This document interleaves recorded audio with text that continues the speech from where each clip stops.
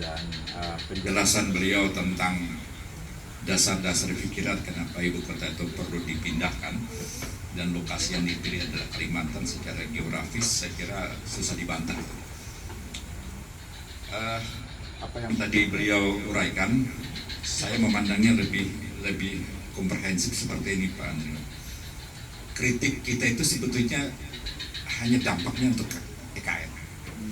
Tapi kritik secara sosial politik itu kan kebijakan pemerintah kita secara nasional yang terlalu menguntungkan kelompok-kelompok oligarki secara nasional. Sehingga kebijakan di bidang ekonomi terutama selalu kan menguntungkan kelompok-kelompok yang memang sangat kuat di bidang itu.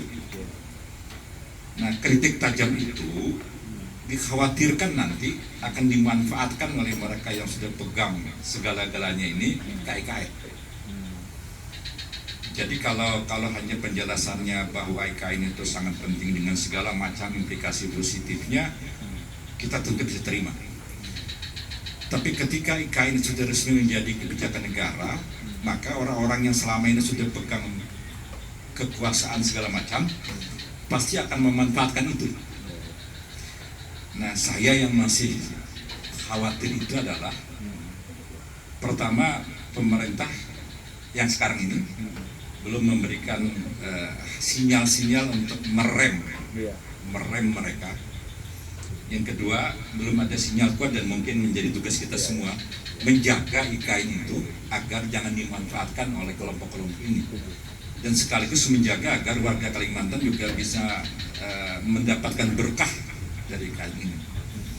Saya kira itu yang menjadi program serius kita.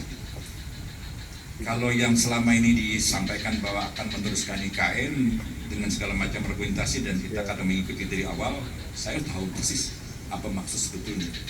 Tapi ketika IKN dimanfaatkan oleh kelompok-kelompok yang pegang semuanya ini, saya khawatir Kalimantan tidak dapat apa-apa. Kalau pemerintah pusat tidak punya kebijakan untuk melindungi kami di sini. Gimana komentar Pak? Kumpul dulu tolong jawab. Ayo lah. Saya mungkin melanjutkan Pak Dr. Effendi.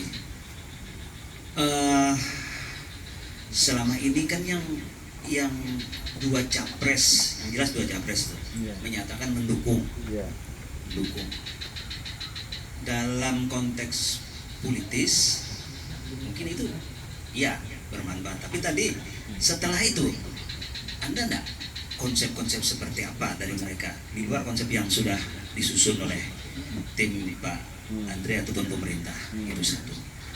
Yang kedua, setelah mendengari penjelasan Pak Andre tadi, saya juga baru ngah gitu bahwa ternyata di situ juga bukan area kampung orang Dayak di situ kan, artinya sudah terbantah semua itu. Tapi bagi saya yang ingin mendapat penjelasan Pak Andre lagi, karena Pak Andre termasuk salah seorang yang menggagas, katakan melanjutkan penjelasan itu kan nanti Pak ada wilayah intinya, ada wilayah pendukungnya, penunjangnya. Di wilayah inti mungkin persoalan anggaran tadi udah dijelaskan, tidak masalah, dan lokasinya mungkin seperti itu saja. Yang jadi problem itu kan nanti wilayah pendukungnya, bisa kumuh, kemudian bisa berkembang dan seterusnya. Itu konsepnya seperti apa? Karena begini Pak, itu kan dulu hutan dalam konteks bukan hutan seperti yang digambarkan orang, tetapi kita khawatir bahwa dengan berkembangnya itu hutan kita yang semakin sedikit ini juga akan berkurang. Meskipun tadi di luar kita sudah jelaskan akan ada membangun hutan-hutan baru atau memperbaiki hutan-hutan yang rusak. Tetapi di kawasan itu juga saya kira perlu ada penegasan, tidak akan ada kegiatan ataupun dampak dari pembangunan di situ. Nah, yang selanjutnya saya ingin lanjutkan Pak Effendi, bagaimana kami yang di sekitar ini, Kalimantan Selatan, Kalimantan Tengah, Kalimantan Utara, itu akan dapat apa? Saya pernah bicarakan ini di forum diskusi yang 50 tokoh waktu itu. Saya berpikir bahwa Kalimantan Selatan itu harus mengambil peran ini dalam sisi pengadaan beras untuk wilayah IKN. Itu yang harus dikembangkan, pertanian berarti kan, pertanian. Tapi problem di Kalsel, lahan pertanian juga berkurang karena digerus oleh area-area tambang. Nah ini pemerintah pusat bagaimana melihat ini? Karena kita yang memungkinkan, dalam tanda petik yang memungkinkan itu ya pertanian itu yang lebih bisa ini. Nah sementara kalau lahannya tidak ada atau berkurang, ini bagaimana? Jadi konsep mengamankan wilayah-wilayah itu bagaimana? Nah kalau pelabuhan mungkin di Kota Baru ada, itu bisa dikembangkan. Tetapi dalam konsep pertanian yang masyarakat kita masih banyak di sektor pertanian, saya kira ini perlu juga menjadi pemikiran. Saya kira itu, terima kasih. Sebentar, sebentar. Ya, menyambung tadi ya dari Pak Edi juga, dan tadi katanya bahwa Kalimantan juga harus siap ya, daerah lain ya. Nah, tahun 2019 ingat saya pada waktu peringatan 125 tahun perjanjian damai suku Dayak di Tembakano itu datang dari berbagai daerah. Saya kebetulan juga datang karena 100 tahun ya saya datang tahun 94. Nah situ saya kami berbincang-bincang. Nah saya ajukan ide bahwa sebenarnya kita setiap provinsi yang ada di Kalimantan ini seharusnya bisa ambil bagian ya di dalam pembangunan ini, dan ya itu tadi katakan tadi jangan sampai kelompok ini saja gitu ya yang nanti akan mengambil peran utama di sana. Nah saya kira bagaimana menyiapkan kita di sini misalnya Kalimantan Selatan dapat area apalah di sana ya, silakan Anda mengusahakan sendiri misalnya BUMD-nya apanya dengan entah itu crowdfunding tak apalah, nah bangun apalah di sana misalnya office area kah atau service area atau apa. Nah Kaltim juga, nah dana-dana ini saya kira misalnya bisa untuk jadi dana abadi untuk pendidikan dan kesehatan kebutuhan dasar ya, yang kita bisa dapat dari manfaat dari usaha-usaha dari setiap provinsi, karena ini tanah kita orang Kalimantan ya, seharusnya kita juga berhak dengan segala upaya kita di sana. Nah tadi juga dikatakan bahwa kita di sini juga akan mendapat manfaat yang lain ya, karena sebagai daerah penyangga, daerah yang akan mendapatkan trickle down effect dan sebagainya. Nah saya kira kita harus ada satu sinkronisasi ya. Di sana membangun apa, kita akan jadi apa di sana. Nah di sini juga jangan sampai di sana siap, kita sini belum siap ya. Nah kita di sini sudah siap, sana belum ada gitu loh. Itu banyak hal dari pelajaran-pelajaran yang lalu tentang pembangunan apa di sini dulu pernah Jaya Kayu gitu ya, tapi kenapa orang tidak reinvest di sini hasil kayu ya, karena memang ketidaksiapan infrastruktur. Ya kita lihat sendiri sekarang Barita Pasifik di sini bangkrut gitu ya, sahamnya melejit-lejit kan. Sekarang Prayogo jadi orang keberapa karena dia bisa mengembangkan bisnis yang lain. Nah, saya kira hasilnya tidak lepas dari hasil dari sini gitu. Nah, jadi bagaimana juga ada reinvest ke sini gitu ya. Dan selaras tadi dengan pengembangan di sana. Jadi tadi supaya jangan saat sini sudah siap atau sana jangan sampai timpang, itu maksud saya. Nah mengenai tadi pertanian mungkin iya ya, tapi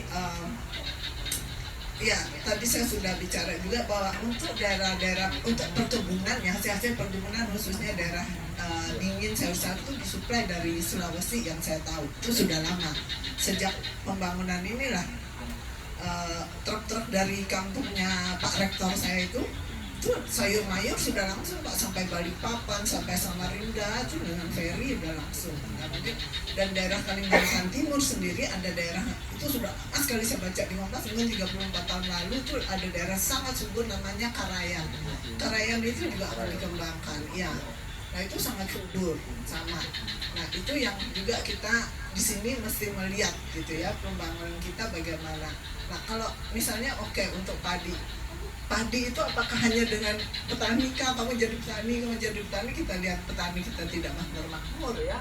Yang kita harapkan kan satu pertanian yang membawa kemakmuran gitu ya. Nah itu sementara. Rayyan itu rasanya. Perkenalkan Bapak-Bapak, nama saya Ahmad Sauki dari HII Komisariat Uniska Banjarmasin. Berbicara IKN, berbicara masa depan, tentunya kami yang muda lah nantinya yang akan meneruskan seperti itu. Ada harapan yang besar untuk IKN ini, untuk kehidupan selanjutnya. Kalau tadi berbicara apa dampak yang bisa ditimbulkan oleh IKN ke daerah lain, saya dari Hulu Sungai Pak, pasti yang paling dekat seperti itu daripada Banjarmasin kalau geografinya. Tapi kalau bisa dibalik, menurut saya apa yang bisa kita dampak atau impact kita tumbuhkan terlebih dahulu supaya bisa membangun IKN lebih baik seperti itu. Jangan menunggu hasil dari sana lalu dampak ke sekitarnya, ke Kalimantan Barat, Kalimantan Timur, Kalimantan Selatan. Kenapa kita tidak coba menunjang dari yang ada terlebih dahulu? Tadi saya mendengar dari Bapak menjelaskan bahwasanya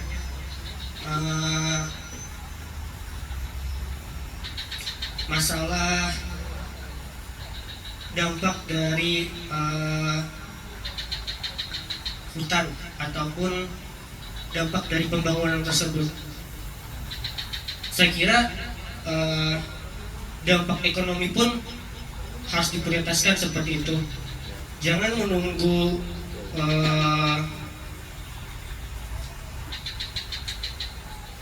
di sini.